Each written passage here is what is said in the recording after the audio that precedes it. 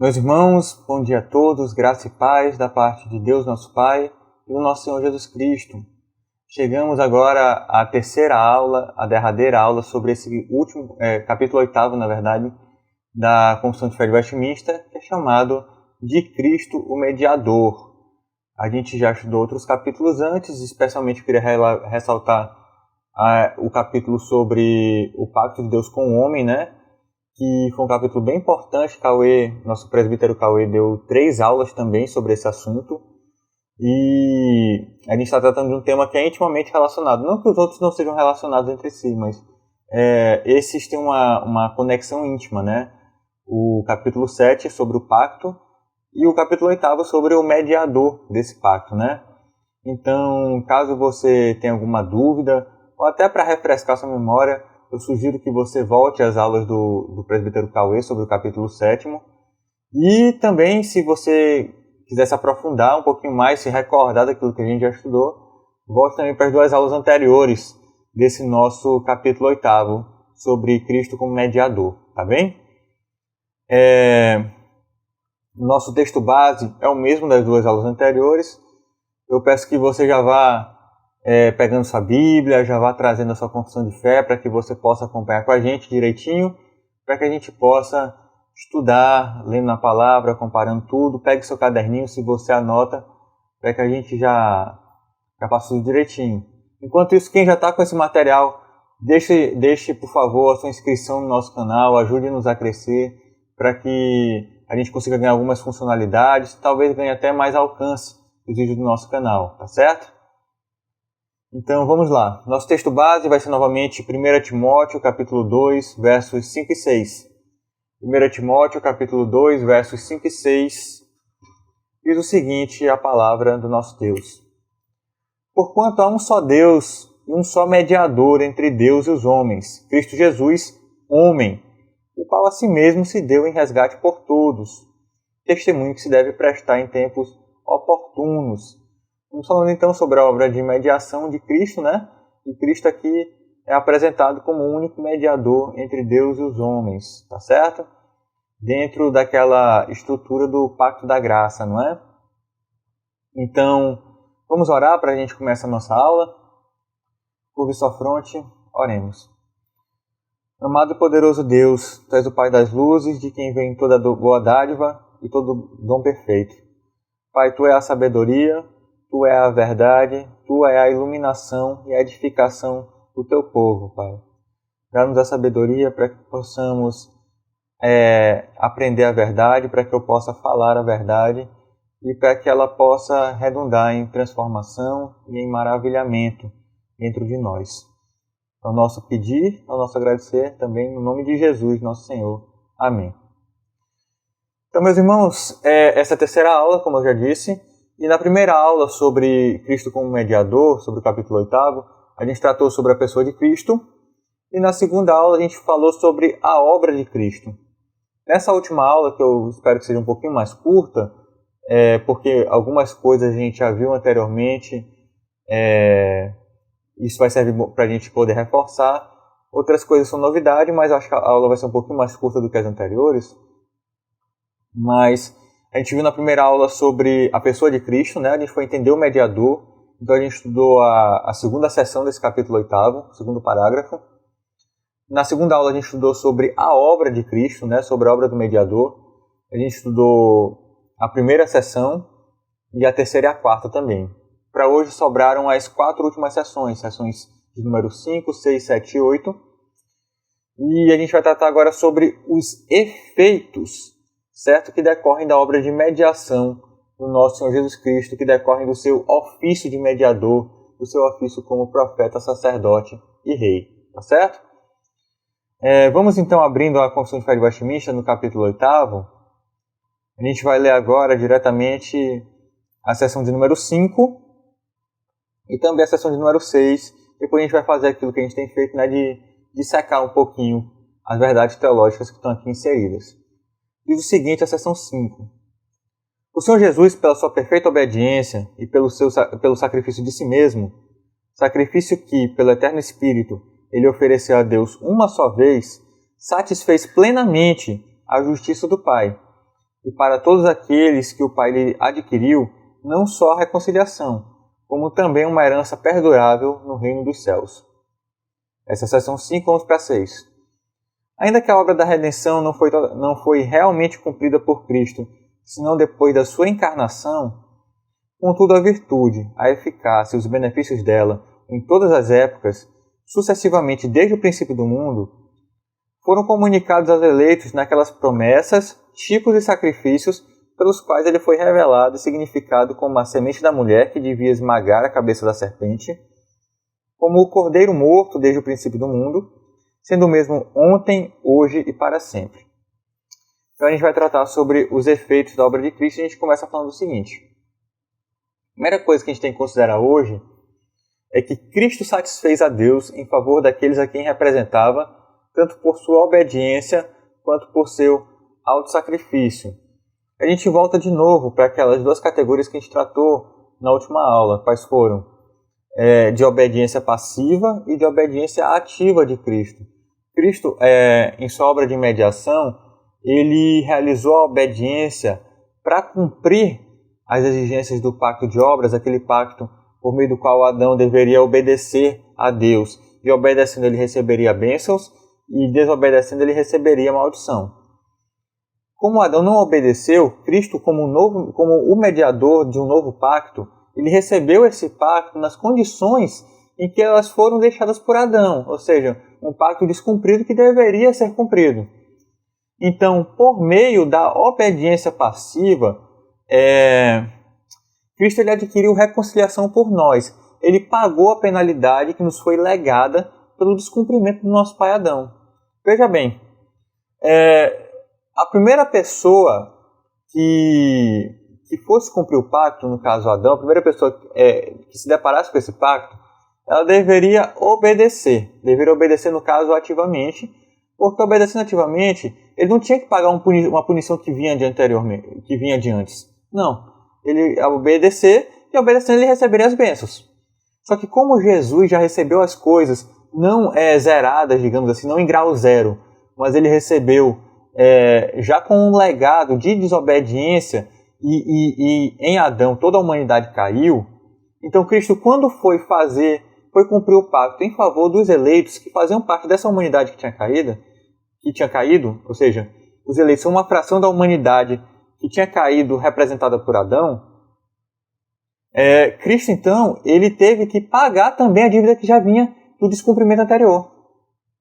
Então esse débito, esse pagamento para aplacar a ira de Deus que era santa, essa ira de Deus que é resultante dessa separação que foi causada pela desobediência de Adão, Cristo então teve que pagar isso que vinha de antes, entendeu? Ele já recebeu o pacto com esse débito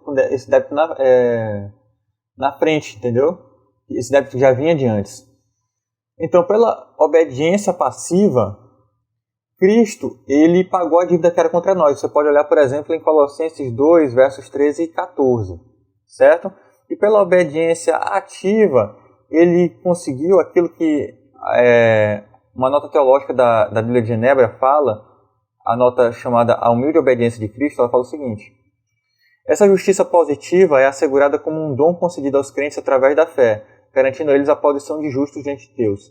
Então, pela obediência ativa, Cristo cumpriu em nosso lugar os preceitos da lei, ele fez aquela obediência que era esperada desde o começo, no pacto das obras, aquela obediência que deveria ter sido cumprida desde o começo e que daria direito aos benefícios da aliança, daquele pacto das obras, certo?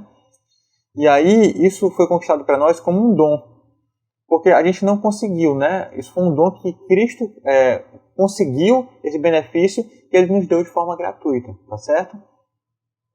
Então, tanto a obediência de Cristo, ou seja, a obediência ativa, propriamente dita, quanto o seu autossacrifício, o seu sofrimento, as suas agonias, tudo aquilo que ele passou, que é a sua obediência passiva, tudo isso foi nos dado como efeito da obra de Cristo, tá certo? Todos os benefícios, tanto o pagar da nossa dívida, quanto os benefícios da aliança foram concedidos em nosso favor, tá certo? Esse é o primeiro ponto. Cristo, então, ele nos adquiriu não só uma vida eterna, mas uma herança eterna no reino dos céus, beleza? O segundo ponto é o seguinte: Cristo efetivamente satisfez perfeitamente todas as exigências da justiça divina sobre aqueles a quem ele representava. Ou seja, não existe mais saldo devedor. Não existe mais... Não ficou nada de dívida. Cristo não precisa fazer algo a mais. Nós não precisamos fazer algo a mais para que a nossa dívida seja paga. Todo o sacrifício que era necessário para que os eleitos fossem salvos, Cristo fez. Cristo fez o sacrifício que era necessário. Todas as exigências da lei de Deus foram pagas por meio do sacrifício, por meio do entregar-se de Cristo em nosso lugar, tá certo? E é interessante que a gente veja o seguinte: Cristo sofreu essa punição em nosso lugar somente em sua alma e em seu corpo humanos. É interessante porque, assim, como a gente sabe, Cristo, a gente já falou isso bastante na última aula, Cristo possui uma natureza divina e uma natureza humana em uma só pessoa. Só que a natureza divina de Cristo, obviamente, não sofre, não pode sofrer. Então, Cristo sofreu apenas em sua alma e seu corpo humanos. Só que, assim, os sofrimentos dessa natureza são sofrimentos da pessoa inteira de Cristo, tá certo? Cristo não sofreu em sua natureza divina, mas só que a pessoa divina humana de Cristo sofreu em nosso lugar, tá certo? Então não foi, no final das contas, a pessoa de Cristo sofreu em nosso lugar, ainda que não tenha sofrido em suas duas naturezas, só na natureza humana, tá certo? E eu vou até citar aqui a lição de Alexander Roger, porque ela é bem oportuna para que a gente entenda um pouquinho mais como foi esse sofrimento de Cristo em nosso favor. Diz o seguinte: consequentemente, seus sofrimentos, ou seja, o sofrimento de Cristo, foram precisamente, tanto em espécie quanto em grau, o que a sabedoria divina infinitamente justa viu ser, em estrito rigor e com respeito às exigências da justiça legal, perfeitamente equivalentes aos sofrimentos eternos de todos quantos por quem sofreu. Ou seja, Cristo sofreu uma punição que foi proporcional, certo? Cristo sofreu proporcionalmente por todos aqueles a quem ele salvou. Os sofrimentos eternos que deveriam ser sofridos por aqueles eleitos, Cristo sofreu todos esses sofrimentos, tá certo? Então, o seu sacrifício é suficiente para pagar a punição que era devida por eles. Tudo bem? Outra coisa, Cristo sofreu esse sofrimento uma única vez. O sacrifício de Cristo, diferentemente dos sacrifícios do Antigo Testamento, que eram apenas algo que apontava, que eram apenas sombras do sacrifício perfeito de Cristo que aconteceria posteriormente, esse sacrifício de Cristo que ele o fez uma vez só. Não é um sacrifício que precisa ser repetido. Não. Uma única vez, Cristo pagou toda a penalidade que nos era devida. E uma única vez, por sua obediência perfeita, Cristo nos conseguiu a herança eterna, tá certo? O sacrifício de Cristo ele não é repetido, por exemplo, toda vez que a gente toma a Santa Ceia. Não. Uma única vez, Cristo se sacrificou e esse sacrifício foi suficiente. Ele é suficiente e ele pagou todo o débito que havia para os eleitos e conquistou a sua herança para eles, tá certo? Outra coisa, Cristo não morreu somente para tornar possível a salvação, removendo a obstrução legal à salvação que havia em relação aos seus eleitos. Ou seja, Cristo não somente tornou possível a salvação, mas, por exemplo, a gente não voltou para o estado que a gente tinha anteriormente, que Adão tinha, por exemplo, em que a gente deveria, para ser salvo, cumprir perfeitamente as exigências do pacto. Não. Cristo, ele realmente assegurou a nossa salvação. Ele não apenas a tornou possível, ele assegurou, ele conquistou a nossa salvação. Então, Cristo não morreu apenas para tornar possível a salvação. Cristo morreu para efetivamente assegurar a salvação. Ela não se tornou apenas uma potencialidade. Não, Cristo realmente cumpriu o que era necessário para que nós fôssemos salvos. Tá certo? Cristo realizou uma obra de salvação pessoal e definitiva em favor de cada um dos seus, tá certo? A gente pode daí extrair duas conclusões. Primeira, a todos aqueles por quem Cristo adquiriu a redenção, ele infalível e eficazmente a aplica e comunica.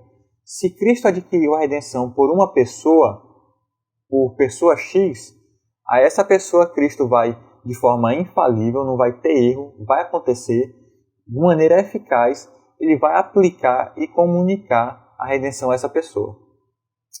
E aquela pessoa que não recebe essa herança, que não recebe a salvação, essa pessoa que nunca recebeu a graça, é porque ela não é uma das pessoas para quem a graça foi adquirida, certo?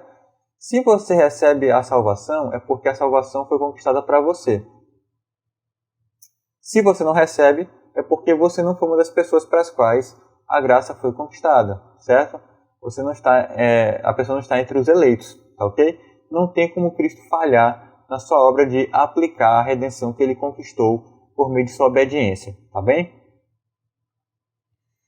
Vamos então para outro ponto, que é o seguinte, e esse é bem interessante, é bem importante, porque a gente tem bem no finalzinho da seção 6 o seguinte: embora a satisfação da justiça divina por Cristo se tenha expressado depois da sua encarnação, ou seja, Cristo ele praticou a obra de obediência que vai redundar em redenção apenas depois que ele encarnou. Ou seja, tinha acontecido coisas antes na história.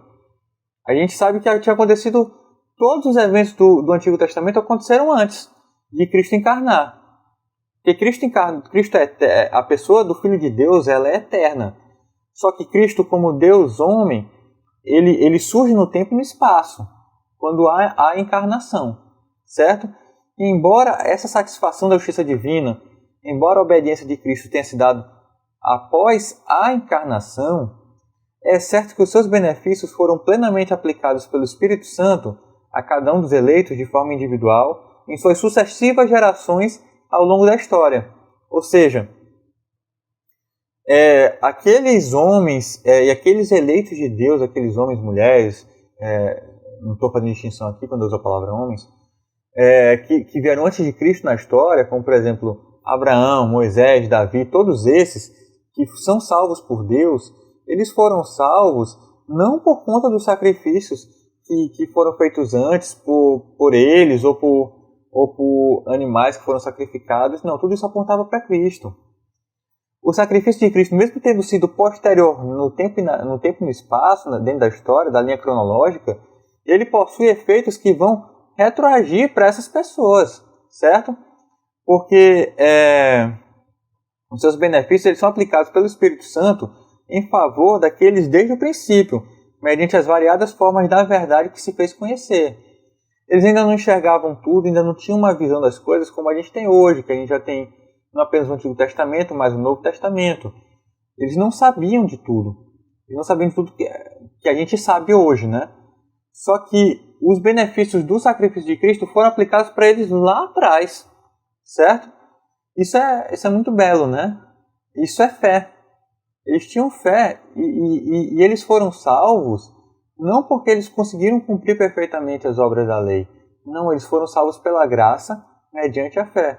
Da mesma forma que nós, que viemos dentro da história após a encarnação de Cristo, também somos salvos. Isso é muito bonito, né? Isso mostra o tamanho da salvação de Deus, né? De salvar-nos pela graça tão somente. Inclusive aqueles que vieram antes do Redentor, né? Dentro da história, antes do Cristo encarnado. Então a gente venceu as sessões 5 e 6 e vamos agora para a sessão 7. Ela diz o seguinte, para que você acompanhe. Cristo, na obra da mediação, age de conformidade com as suas duas naturezas, fazendo cada natureza o que lhe é próprio.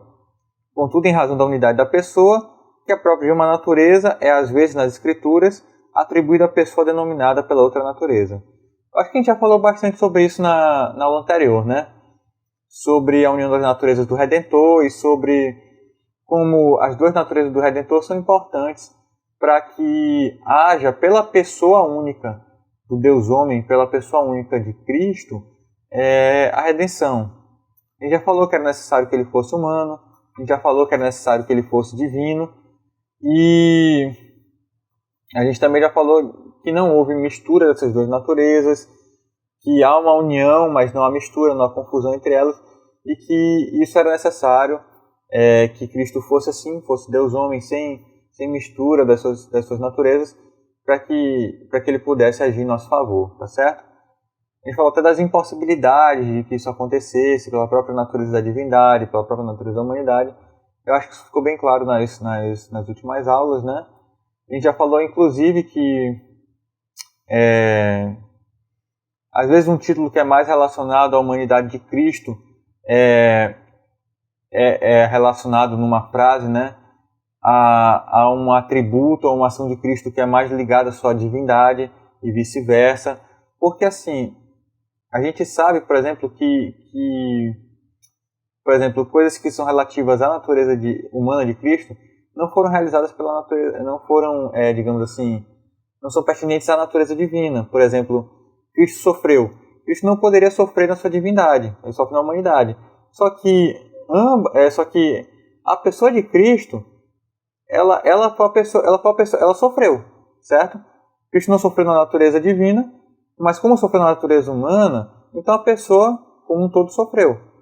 E às vezes, assim, é tão unida e é tão verdadeira essa dupla natureza de Cristo, que um título que é da humanidade, ele se refere a um atributo, a uma ação da divindade, mas não significa que a divindade realizou o atributo humano, nem vice-versa. O que acontece é que a pessoa a pessoa de Cristo tinha uma união tão forte dessas naturezas, que apesar de separadas eram unidas, que o que acontecia com uma natureza, às vezes a pessoa era relacionada pelo título da outra natureza, tá certo? Você pode ver isso melhor na última aula, a gente falou um pouquinho mais. Por fim, a seção 8ª, ela fala o seguinte: Cristo, com toda certeza e eficazmente, aplica e comunica a salvação a todos aqueles para os quais ele adquiriu.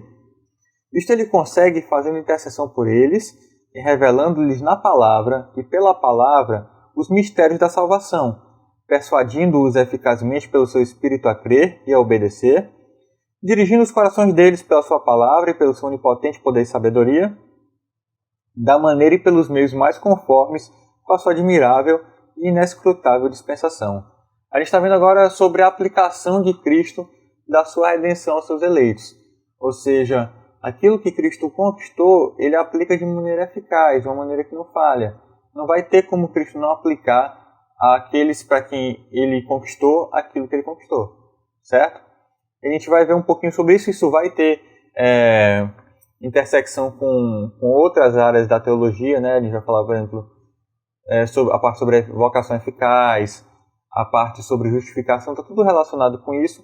Então a gente já vai tendo um vislumbre já agora na seção 8 do capítulo 8, tá bem? Então vamos falar sobre algumas verdades que podem ser extraídas daqui. A primeira é a seguinte: Cristo, como Rei medianeiro, como Rei que é mediador, assentado à destra de Deus, ele aplica a redenção que ele mesmo efetuou como sacerdote de modo eficaz a todos aqueles para os quais ele a conquistou. Ou seja, se Cristo conquistou para alguém a redenção, para algum eleito, esse eleito vai ter aplicado eficazmente a redenção em seu favor.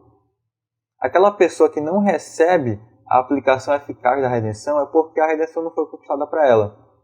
Ela não houve, o sacrifício não foi em favor dessa pessoa, tá certo?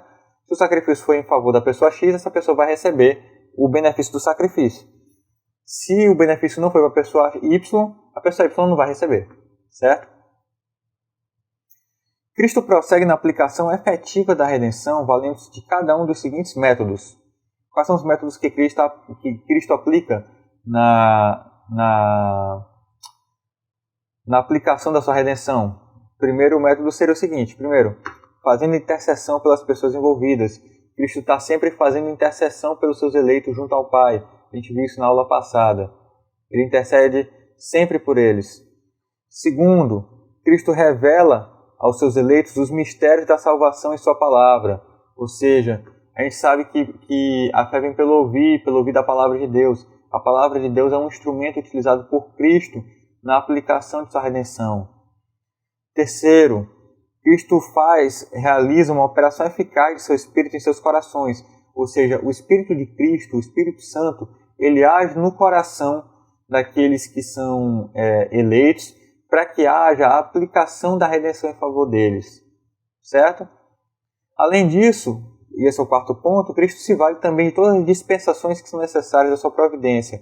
Então, todos os meios que são necessários para que haja a aplicação da redenção por Cristo, todos os meios que Cristo escolheu, ele vai utilizá-los e vai alcançar sucesso na sua obra de aplicação da sua redenção. Beleza? Outro ponto é o seguinte: Cristo aplica e comunica de modo infalível e eficaz a redenção a todos aqueles para quem a adquiriu, cumprindo perfeitamente o decreto divino da eleição, certo? Então, o decreto divino da eleição, ele é cumprido perfeitamente na aplicação de Cristo. É tudo que a gente já vem ressaltando. Não existe meio, Cristo não tem como falhar. Aquilo que foi predeterminado, aquilo que foi predestinado desde antes da fundação do mundo, lá na eternidade, vai ser cumprido. E Cristo vai realizar isso, tá certo? E é interessante o seguinte: o sacrifício de Cristo ele é de valor imensurável. Você não tem como medir o sacrifício de Cristo, e ele seria amplamente suficiente para todos os homens que possivelmente poderão ser criados, dado a imensidão, a imensurabilidade do tamanho do sacrifício de Cristo. Todavia, segundo a vontade de Deus, segundo o desígnio de Deus, segundo aquilo que Deus determinou, esse sacrifício de Cristo, que tem esse valor tão elevado, ele só vai ser aplicado eficazmente àqueles a quem Deus escolheu para si mesmo, certo? Sendo o seu desígnio eterno perfeitamente executado, e a vontade de Deus ela é perfeitamente revelada nesse evento. Ou seja, quando a gente vê a execução da vontade de Deus, a gente sabe que aquilo que Deus desejou, aquilo que Deus a vontade de Deus que fez com que houvesse execução, ela foi realmente executada, certo? Imagina o seguinte: você planeja, por exemplo, você é um vendedor e você planeja vender 500 sacos de pipoca num dia. Só que às vezes você não consegue vender isso tudo, às vezes você vai vender 300, você vai vender 100, você vai vender 50 num dia. Então a sua vontade não foi revelada no que aconteceu de fato. Mas se Deus, por exemplo, predestinou para a salvação 500 pessoas, e as 500 pessoas são as pessoas A, B, C, D e as pessoas tais que são determinadas, são essas pessoas que vão receber a aplicação da redenção de Deus. E essas pessoas que receberam a aplicação são aquelas que Deus desejou, que Deus determinou no começo, decretou no começo que receberiam a aplicação da redenção, tá certo? Não há falha nisso. Os eleitos receberão em seu favor, de graça, pelo poder de Deus, a salvação. Tudo bem? Por fim, a redenção conquistada por Cristo é legitimamente possessão de qualquer pessoa que porventura aceite. Ela está objetivamente disponível tanto a um quanto a outro ouvinte do Evangelho. Ou seja, quem ouve o Evangelho tem disponível diante de si a redenção, sob a única condição de aceitá-la. E aí é que está. No entanto, como todos os homens estão mortos em seus delitos e pecados, ninguém a aceita senão aqueles a quem ela é eficazmente aplicada pelo Espírito Santo. Certo? Então, só vai receber a redenção, só vai receber o benefício do sacrifício de Cristo aquelas pessoas a quem ela é eficazmente aplicada. E o sacrifício de Cristo foi destinado a salvar justamente aquelas pessoas que serão capacitadas posteriormente para aplicar, posteriormente ou como se diz, até anteriormente, né, o Espírito Santo às vezes capacitou antes aquelas pessoas que vieram antes de Cristo. Então o Espírito Santo, só aquelas pessoas a quem o Espírito Santo aplica eficazmente, só para elas é que o sacrifício foi realizado. E somente essas vão poder receber essa redenção, tá certo? Ela é aplicada precisamente àquelas pessoas a quem o Pai e o Filho as aplicarem, tá certo? Então, meus irmãos, essa foi a aula de hoje sobre os efeitos, né, da redenção. A gente viu que a redenção a satisfação, a expiação, ela é limitada. A gente vê que aqueles para quem se determinou que fosse realizada essa satisfação, eles vão ser alcançados, tá certo? Ela está apresentada a um quanto a outro ouvinte do Evangelho. Eles só precisariam aceitá-la, só que como estamos mortos em nossos delitos e pecados, em decorrência da queda, só vão aceitar mesmo aqueles a quem o Espírito Santo aplicar eficazmente. E esses são justamente aqueles em favor de quem Cristo morreu, tá certo? Eu acho que fica bem fechado agora o ciclo, né, do que iniciou-se já no começo, né, mas mais especialmente com as aulas sobre o pacto, né, e agora sobre o mediador a gente consegue encerrar então isso. Isso vai ser complementado posteriormente com as outras aulas. Vamos mostrar um pouquinho mais da atuação de Deus, da atuação de Cristo em favor da sua igreja, tá certo? Então, meus irmãos, peço a Deus que abençoe a nós todos, abençoe em nossos corações a sua verdade que foi explanada aqui hoje, que essa verdade possa redundar em adoração ao único Deus verdadeiro, possa redundar em adoração ao seu Filho Jesus e também ao Santo Espírito de Deus, tá certo? Então, fechamos os nossos olhos, vamos orar para concluir. Amado Deus, teu nome seja louvado, Pai. Muito obrigado porque tu és bom. Muito obrigado porque a tua salvação nos é comunicada pelo teu Espírito, Pai, nos é comunicada por Cristo, sem que tenhamos mérito nenhum, Pai, no teu favor. Muito obrigado, Pai, porque somos beneficiados, Pai. Muito obrigado porque fomos salvos, mesmo não havendo nenhum valor em nós. Pedimos, ó Deus, que isso possa redundar em gratidão a Ti, isso possa redundar em louvor, possamos ver para a Tua glória e que possamos anunciar, Pai, o Teu Evangelho, Pai, para que aqueles, Pai, a quem Tu elegeste, possam ouvi-lo, Pai, e ouvindo, Pai, possam também estar conosco, Pai, já agora, Pai, de acordo com o tempo que Tu determinares, Te louvando, Pai, cantando louvores ao Seu Salvador. Em nome de Jesus que nós oramos e agradecemos, Pai. Amém. Então, meus irmãos, bom dia a todos e até mais tarde quando tivermos o nosso culto público. Para aqueles que puderem estar conosco, aqueles que não puderem estar conosco, também teremos a pregação aqui no nosso canal, tá certo? Deus seja louvado, até mais, bom dia do Senhor a todos.